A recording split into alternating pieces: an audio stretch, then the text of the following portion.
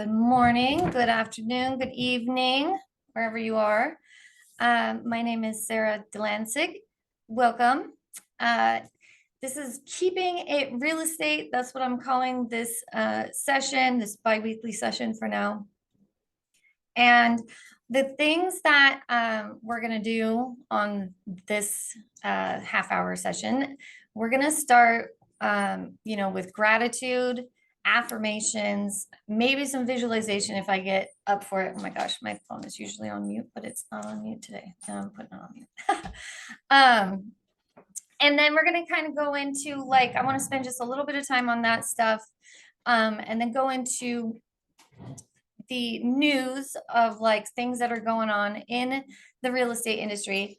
And then something that I'm usually books that I'm checking out, other podcasts, other, YouTube channels that I'm learning from, or audiobooks or stuff like that I think can be helpful. Usually I'm helping agents with their follow-up techniques and how to, get over their fears of follow-up. So today we're going to talk about a really interesting book that actually my husband sent me. My husband sent me a video in the middle of the night last night, and it was a YouTube short. And I just it was about, I'm a psychology major, so it was about the blue dot effect. And so I started watching it, and then it I felt like the video didn't finish, so I tried to go watch the whole thing, and I found another video that I really liked. And so we're going to talk about 5 life-changing levels of not giving a duck. That's what I'm going to say instead of the word that it actually is. Just in case. Okay. So the first thing I want to do is say I am so grateful for this platform and this opportunity. And I think it's amazing what we get to do in the real estate industry. It's a very unique industry with so much upside. There is a lot about real estate that can be scary. Trust me, I've seen all kinds of things, and I'm sure you have too. And I know we're all in kind of a strange market right now that can be challenging, but can also be very rewarding when you persevere and go through the journey. So I'm just really grateful for this opportunity, for my team, my family, and everything like that, and my tribe in real estate, because I think it's really important that you have people that you can lean on and talk to about all the crazy stuff that's going on in this industry, right? So I am super, super, super grateful for all of that. One of the things that I like to do is I actually posted 2 videos on TikTok recently, and they got a lot of engagement because they were about affirmations. So I have some affirmations that I'm going to pull up that I'm going to read, and feel free to read along and, make them your own. I think this is really helpful, and I'll tell a short story about it right after we do it. Okay. So this is just something I put together to make sure that I was putting my best foot forward and having the right mindset. So I am successful regardless of what is happening in the current market. Each call is an opportunity to build a positive connection and provide value. I am well prepared and knowledgeable about my market and the services I offer. I am persistent and resilient. I will keep going despite any challenges. I focus on solutions and benefits, not just making a sale. Every call brings me one step closer to achieving my goals. I'm a great communicator and can convey my message effectively. My enthusiasm is contagious, and it resonates with the people I'm talking to. I know that success comes from consistent effort. So that's the short version. If you know me, there is a longer version that I also have, but I like this one. It's pretty simple. I have it right in front of me, and try to read it and say it every time before I'm about to make calls. So hopefully you can try and do it too and see if it helps you. But one of the coolest things is when I first started doing this, I was creating these affirmations for a course, and I was hearing about how, I was studying about mindset and how it really, really helps people. And so I was like, okay, this was in the middle of September when the interest rates had just gone up. And I was not like very happy about that. And I felt a little discouraged. And I put these affirmations together to try, to see if I could get myself out of the funk. And the first day that I did it, I ended up with a $1.2 million buyer. And then the second day that I did it, I got a $2 million cash buyer and seller. So, so it works. And I've been trying to do it ever since. And I think it helps to really just get you like, I'm not going to focus on a sale. I'm not going to focus on that. So later on, I'm going to share a really cool live call that I had. And it's a little long, but you'll get the sense for it. And I did edit out certain private details. So like normally when I call someone, I say, hey, this is Sara with a whatever team. So like, for example, hi, this is Sara with the local real estate team in Seattle. I saw you clicked on blah, blah, blah, right? So I just want to let you know when you listen to the call, there's certain parts edited out. So it might sound a little bit weird in the beginning, but I do say the name of the agents I'm calling for and things like that. And then at the end of the call, it's cut off, but I did ask him for his permission to use the recording of the call and all of that. And he said I could have it for whatever I wanted, share it all over the place. So I'm going to do it. Okay, so we've done our affirmations. So one of the things that I came across as I was getting ready for this, I was looking up some real estate news, and something I found was really interesting, which is more than 18 million occupied rental units are exposed to climate-related risks, according to Harvard, a study at Harvard's Joint Center for Housing Studies. So this could strain rental stock supply, boost prices, and cause a jump in evictions. This is a study that just came out. And it's kind of terrifying. Like 18.2 million occupied rental units are at risk of like hurricanes, wildfires, floods, earthquakes, and similar hazards. So, I mean, it could be like, I don't want to look at it as bad news or anything like that, but I do think that it's interesting. And I think that we're in an interesting time right now where we need to like think positively, and hopefully this will push, some more focus on helping people get into houses and get away from rentals and things like that. Cause well, that's what we're trying to do, is like sell real estate here, right? So I thought that was really interesting. I also thought it was interesting. Well, I mean, the interest rates are above 7%. It's according to another study too. So this time in real estate is like one that can get very difficult. You could feel like your real estate career is on life support right now. And I hear it a lot from agents that have been in the business for years and years and years and are just finding no rhythm right now. You know what I'm saying? So I'm trying to just help be a lifeline, throw out the life vest, and hopefully we can all support each other and find a way through this. And so some of the things that I hope will help do that is by encouraging you and sharing the call that I had that became an in-person listing appointment and things of that nature. I'm going to share my call numbers. I'm going to share whatever I can, because a lot of people are very curious about what it looks like to make 100 calls a day. Like, and I'm not saying real estate agents need to do that. That's literally my bread and butter, right? Like I own a boutique ISA company. And so we're very, very small. And actually I will talk about how, well, there's this part on the thing that we might as well just get into it now. So on that five life-changing levels of not giving a duck, the guy, and it's the name of the channel is Mark Manson. One of the things he said is that relationships are either performance-based or they're authentic. So when you meet somebody, if you're performing, you're not being yourself, you're not being authentic. Because like if somebody, have you ever met one of those people that's like, oh, you know what? you're like talking about your favorite thing and they're like, oh, I love that too. I love it. Oh my gosh, it's my favorite.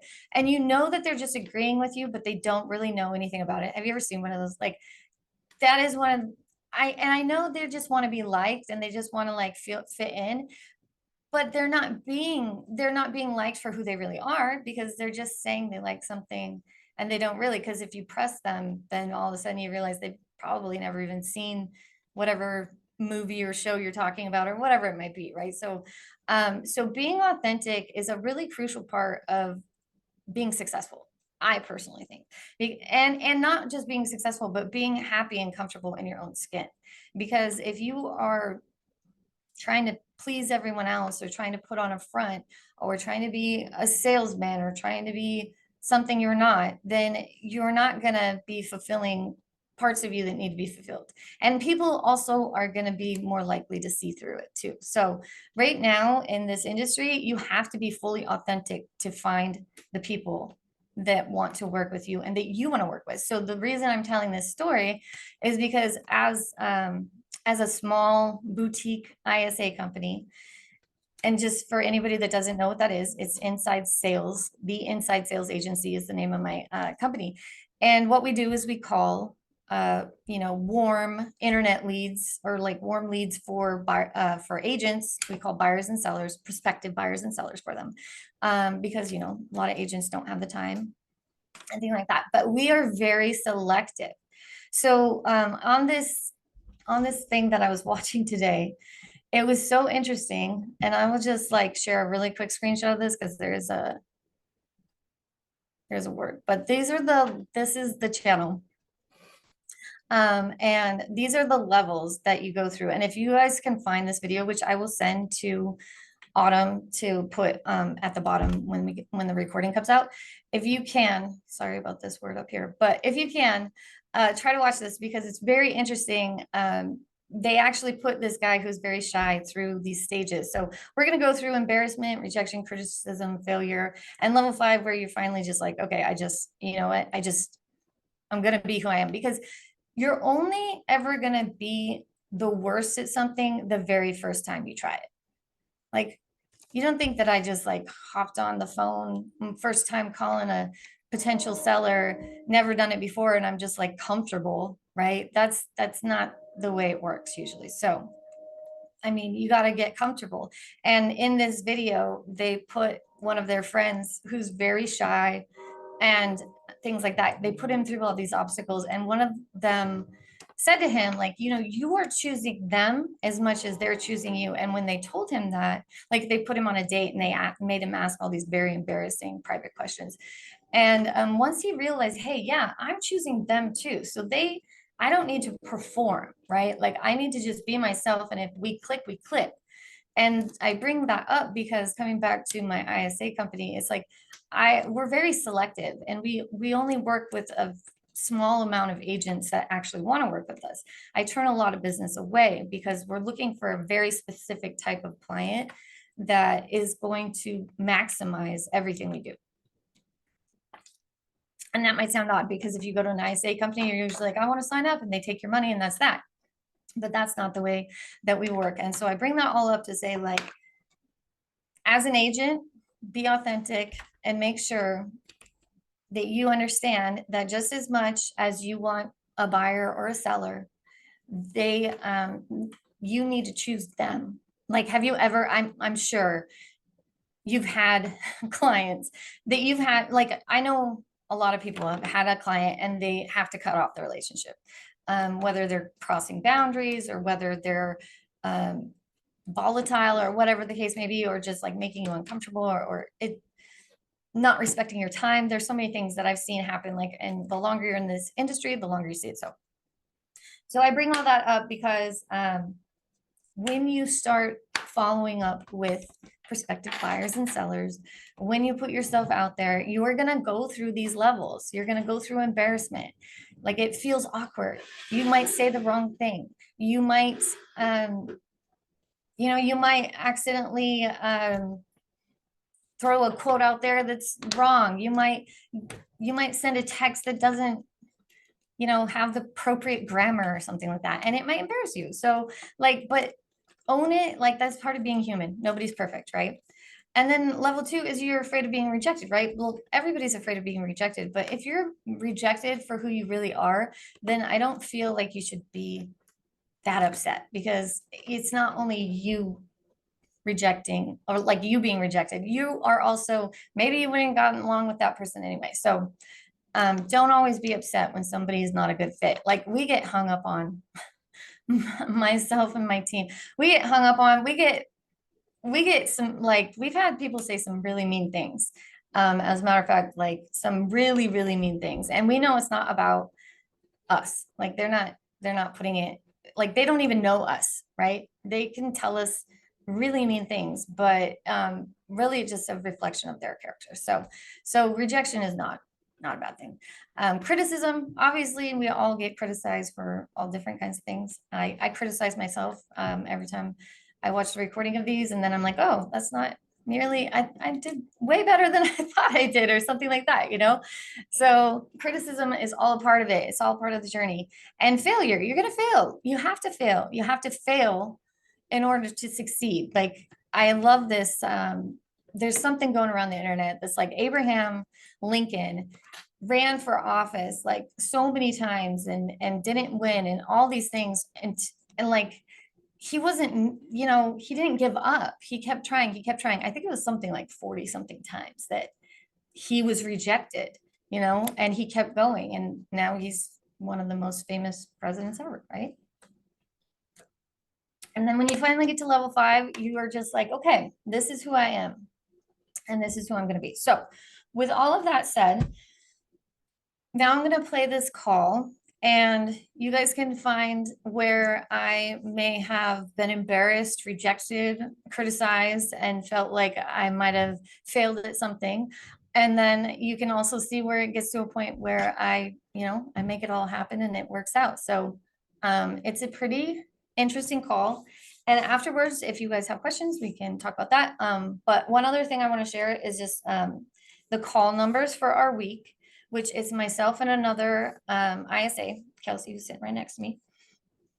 We had 1,210 calls this week from Monday through, oh, you know what? Hold on, hold that thought. Which one was I looking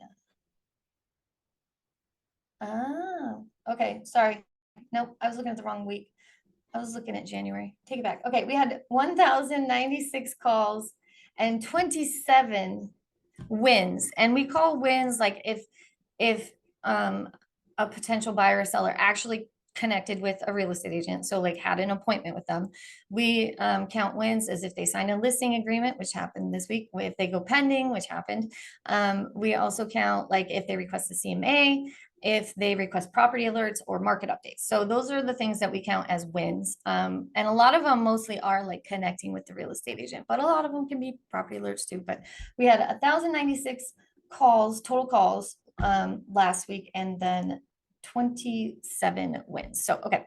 So now we're going to play this call, and luckily there is, thanks to my assistant, Danielle, who's amazing for putting this together so that we can actually read it while we watch it.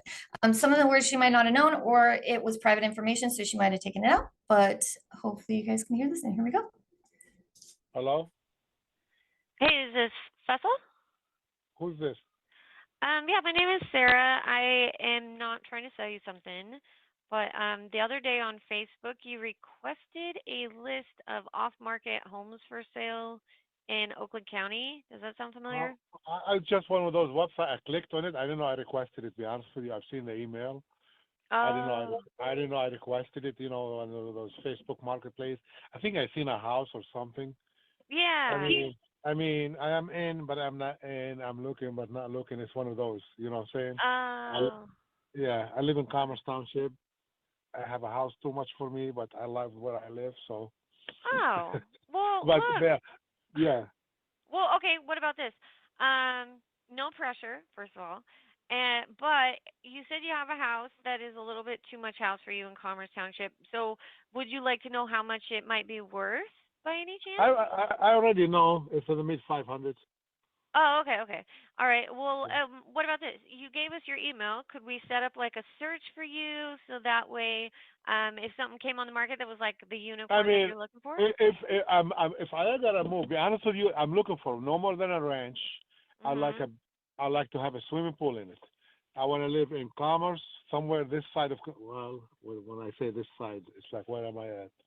Toward Haggerty area, you know what I'm saying? I don't know Yeah, if yeah, there's yeah. available. Yeah, I'm looking for a house, a swimming pool, in-ground swimming pool. If I find what I like, there's no commitments yet. I'm not really Yeah, trying, yeah, yeah, of course. But if I always said if I move, it's going to be a ranch, and it's going to have a swimming pool with a walkout basement, all that good stuff. With a walk-in basement. Okay. Do you know how much you would want to spend on that home?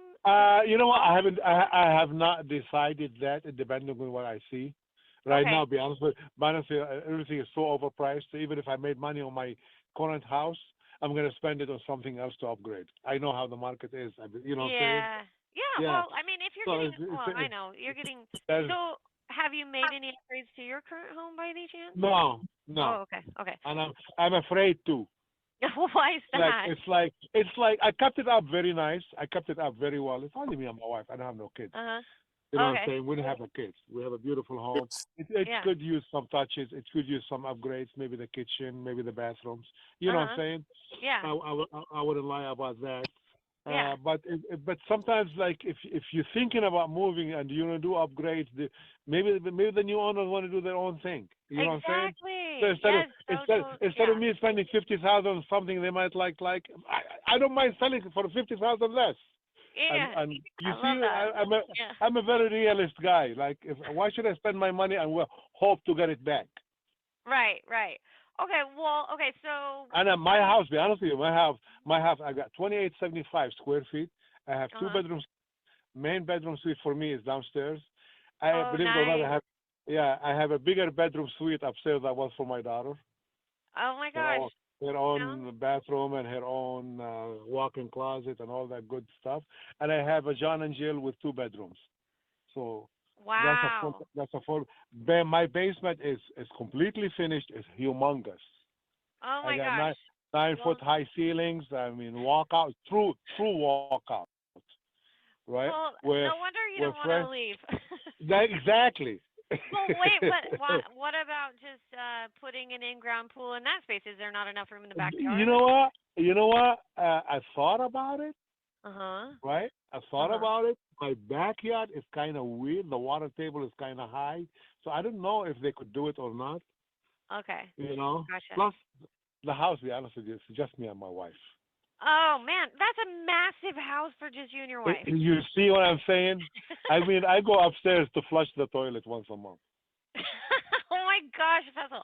Well, okay, look. Are I you go in sure the you? basement 3 times a year. Maybe I'll have the family over, and I have a huge basement, completely finished. I have Yeah. it's 52 by 25, and then 25 by 50, like an L shape, right? Yeah. One pole in the whole basement, Oh my goodness, that's sitting to the crazy. side. I have a full kitchen. I have a bathroom. I have a Yeah. storage room. I have a gym. Yeah, But it's a yeah. lot of house to take care of too. Okay, so if we were I able do. to find this home with a pool for you, an in-ground pool, and is there anything with a basement, a walk-in basement, ranch style? Is there in the area that you like, which might be difficult? Um, are you It thinking of might be in staying? this area. Yeah, are you thinking of staying around that 500K range or? Uh, like I said, it depends on the house, the age of the house, and how it looks. I Okay, don't want to dump. I don't want to dump a lot of money. I like of moving. course. I've never lived. Listen, I've Uh-huh. never lived in a used house. Whoa, wow, that's You know a what I'm saying? I lived in two homes. wow. I lived in two homes. I owned two Uh homes huh. since Uh huh. since I've been married since 1985. I got married Congratulations in to 19. that. I got Okay. married. I got married longer than that. I got married in 1980. Oh my gosh. Okay, so you're needing new Uh, construction then, is what I'm yeah, hearing, because I you've mean, got certain yeah, space a there. new, Yeah. it's fresher. You know what I'm saying? Fresher. I mean, I owned one in Farmington Hills from '86 to '99. Paid that off. Moved into this house in '99. Wow. And Whoa, you've been there since '99? yeah, Oh my gosh. And you keep it in good shape. Well, that's good to know. Are you sure you don't want to just give me the address and we can just send you kind of a generic, like, keep you in the Two loop and set, put you? listen, two lanes. My home is it's a family with kids dream because the street is a dead end street. There's one way in and out, and there's a bunch Uh-huh. of family, little kids. Now they're moving in, families with Uh-huh. kids, about 4 or 5 families with little kids. See, why are It's you selling me the house? Now I want to help you sell, like, I want to help you get this house sold and get you into one with an in-ground pool. Like, you're playing with me here. I'm not playing with you. You want to come and take a look? Come and take a look. I don't care. My wife Well, is home all the time. look, Hello? I'm not the agent, so I can't actually help you, but I could set up a time for them to come take a look, but I don't want to pressure you, like I said, so it's No, totally up I'm not gonna say. I don't. I'm a very simple yes or no. I okay. mean, I procrastinated enough, and again, me and my wife talk about it. It's like yes and no, no and yes. Yeah. We love and be honest with you, being married 45 years, Uh-huh. you accumulate a lot of junk, and every time I want to move, and I start looking around, Uh-huh. and I'm like, where am I gonna go with all this? And I keep Well, telling her, every time she says she wants to move, I mhm. say, make a garage sale in the summertime. Sell some of the stuff. Oh, yeah. Well, look, an agent can help you with that because they have contacts to all the right places to help you get out of that stuff. So, Yeah. you know what? They have some availability this weekend. Would Saturday work? Yeah. Listen, no pressure. No promises made. No pressure. Yeah, no pressure. What time do you, like they could do it in the 10 a.m. And I'm, to I'm in the gym. How about okay. like after 1 o'clock? How about 2? Does that work? 2 o'clock sounds good.